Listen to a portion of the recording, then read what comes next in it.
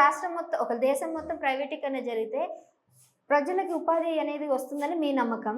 కానీ ట్యాక్సెస్ ఎక్కువ తీసుకొని ప్రజల దగ్గర నుంచి పిండేస్తారు కదా అనేది వీళ్ళు అంటున్నారు. ప్రజలు ఎవరు కూడా దీన్ని యాక్సెప్ట్ చేయలేకపోతున్నారు కదా. ఎట్లా మీరు వాళ్ళకి ఆన్సర్ చెప్తారు? ఎంత మన దేశంలో జనాభా ఎంత చెప్పండి? 140 కోట్లు. 140 కోట్లు. ఎంతమంది ట్యాక్స్ కడతారు చెప్పండి నాకు? ట్యాక్స్ ఎంతమంది కడతారు చెప్పండి? 10%. కోటి కూడా కట్టట్లేదు. 10% అనుకుంటున్నా.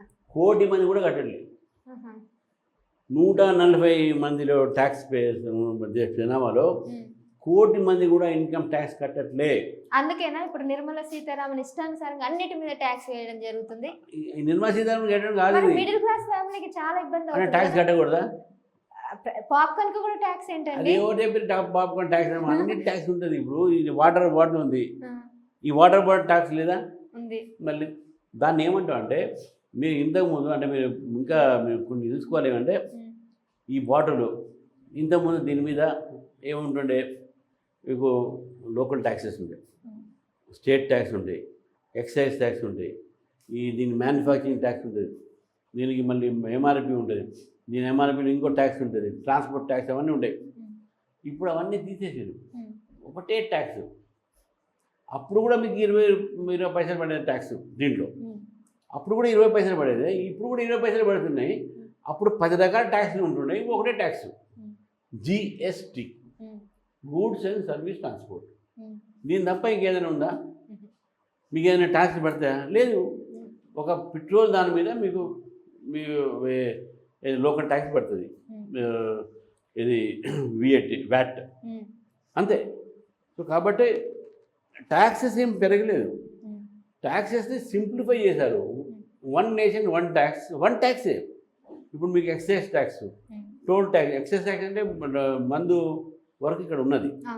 ఇప్పుడు మీకు ఎక్కడ కూడా ట్యాక్సెస్లో మీకు టోల్ ట్యాక్స్ లేవు, మీకు తర్వాత ట్రాన్స్పోర్ట్ ట్యాక్సెస్ లేవు, మీకు ఏ ట్యాక్స్ లేవు ఎక్సెప్ట్ వన్ ట్యాక్స్. ఈ ట్యాక్స్లు కూడా 10-20 పైసలు పెట్టాం. 20 పైసలు 10 కేంద్రానికి, 10 రాష్ట్రానికి. ఇది సింప్లిఫై. ఎవరికి కూడా కష్టము మిడిల్ క్లాస్కి అవుతుంది.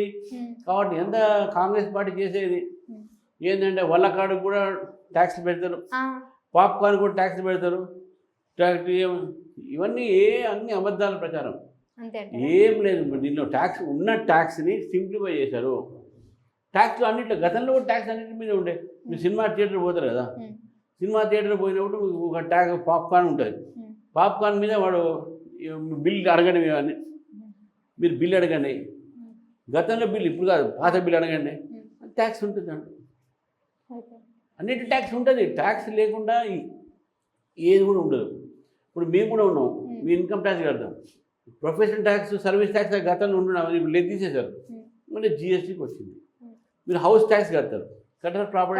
ప్రాపర్టీ ట్యాక్స్ మళ్ళీ మా ఇళ్ళకి ట్యాక్స్ ఎందుకు కట్టాలి అంటాం మనం. ట్యాక్సెస్ ఉంటాయి, ట్యాక్సెస్ రెవెన్యూ కదా దేశానికి. సో కాబట్టి ఇవన్నీ కాంగ్రెస్ పార్టీ అబద్ధం. దాంట్లో ట్యాక్స్, దీంట్లో ట్యాక్స్ వేస్తున్నాయి. ఇవన్నీ ఏంటంటే నమ్మేటోళ్ళు నమ్ముతారు. కానీ దేశం ఈరోజు మొత్తం ప్రపంచంలో ఒక ఆర్థికంగా చాలా పెరిగింది. మీరు రోడ్లు వచ్చి బ్రహ్మాండ రోడ్లు వచ్చినాయి, బ్రహ్మాండ ట్రైన్లు వచ్చినాయి, బ్రహ్మాండమైనటువంటి ఎడ్యుకేషన్ ఇన్స్టిట్యూషన్స్ వచ్చినాయి. ఎన్ఐటీలు పెరిగినాయి, ఐఐటీలు పెరిగినాయి, ఎంబీబీఎస్ కాలేజెస్ పెరిగినాయి, ఎయిమ్స్ పెరిగినాయి. తర్వాత అన్ని డెవలప్మెంట్ చూడాలి మీరు. అప్పుడు మీరు మనం మాట్లాడాలి. భారతదేశం చైనాకు ధీటుగా ఉన్నది. చైనా కూడా మన దేశం అంటే ఇప్పుడు మ్యానుఫ్యాక్చరింగ్ మన దగ్గర highest number of cell phones ఇండియాలో తయారైతాయి. ఇంతకుముందు చైనాలో ఇప్పుడు ఎంత ఇండియాలో అవుతున్నాయి. హైదరాబాద్లోనే అంటున్నా, హైదరాబాద్లోనే మీకు 10 ఫ్యాక్టరీస్ ఉన్నాయి. ఇది సెల్ ఫ్యాక్టరీస్. అంటే సర్వీస్ బేస్డ్ కంట్రీ అంటారు మన దేశాన్ని, కానీ మ్యానుఫ్యాక్చరింగ్ అయితే వెనకబడి ఉందని అంటారు చైనాతో పోలిస్తే. ఇప్పుడు అదే అంటున్నారు, ఇప్పుడు డెవలప్ అయింది. ఇప్పుడు డెవలప్ అయింది. ఇంతకుముందు సర్వీస్ ఓరియంటెడ్ స్టేట్స్ మనం ఉన్నాయి. Manufacturing state Gujarat manufacturing state, మన తమిళనాడు మ్యానుఫ్యాక్చరింగ్ స్టేట్, ఇట్లా ఉన్నాయి కొన్ని స్టేట్లో మ్యానుఫ్యాక్చరింగ్ అంటే కార్స్ కానీ అవి కానీ ఉన్నాయి. సో ఇది బేసిక్ డిఫరెన్స్ మనం ఆలోచించాలి. ఇండియా ఈరోజు నంబర్ ఎంత అంటే, మన జీడిపి పెరిగింది, మనకు ఉన్నటువంటి ఒక ప్రపంచంలో ఎకనామిక్ ఫోరంలో మనం 5th లార్జెస్ట్ గ్రోయింగ్ కంట్రీ, 5వ స్థానం ఉన్నాం. ఎక్కడో వెనక ఉన్నటువంటి దేశము ఈరోజు కొన్ని రోజులు మనం కొన్ని సంవత్సరాలు 3వ స్థానంలో వచ్చేస్తాం మనం. ఒక రోజు 15 సంవత్సరాలు 20 సంవత్సరాలు అవుతాయి. వీరు నెంబర్ 1 కంట్రీ. ఈరోజు అమెరికాని ఇండియన్ ప్రైమ్ మినిస్టర్ రా అంటున్నాడు. పుతిన్ రా అన్నాడు. యుక్రెయిన్ రా అన్నాడు. వాళ్ళు కొట్టాడుకుంటే మనం మాత్రం రమ్మంటాడు. ఎందుకు? మనం బలం పెరిగింది కాబట్టి, మనం ఆర్థికంగా బలమైనది కాబట్టి. ఎవరైనా సరే ఆర్థికంగా బలం ఉంటేనే వారికి రెస్పెక్ట్. ఈరోజు India has become economically strong. అందుకే మొత్తం ప్రపంచం మనల్ని ఇది ఆదరిస్తుంది.